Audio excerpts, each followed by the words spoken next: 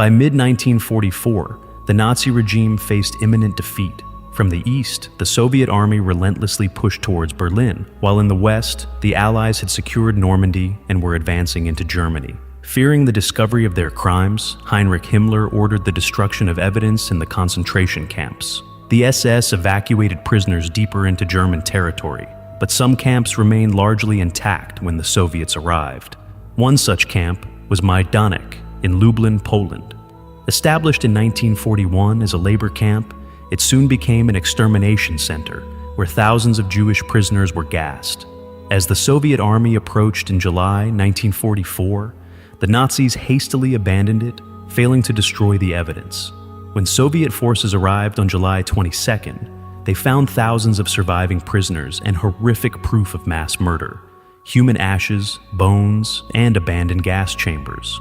A commission was set up to document these atrocities, and in 1947, Majdanek was preserved as a state museum.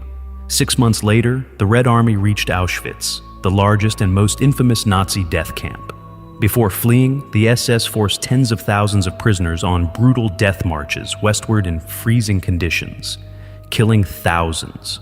Upon entering the camp on January 27, 1945, Soviet soldiers found 7,000 skeletal survivors, heaps of corpses, and warehouses filled with victims' belongings: suits, women's clothing, and even tons of human hair.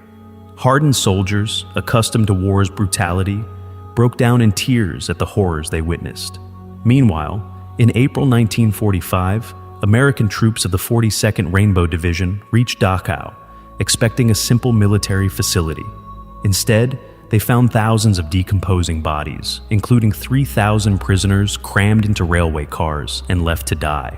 Inside the camp, they encountered 32,000 emaciated survivors, some infected with typhus. The shocking conditions enraged the soldiers. Some even executed surrendering SS officers on sight. At Bergen-Belsen, a camp not originally designed for mass executions, British forces arrived to a nightmare. Built for 10,000 prisoners, it was crammed with over 55,000, many starving and diseased. Even after liberation, 14,000 died from illness.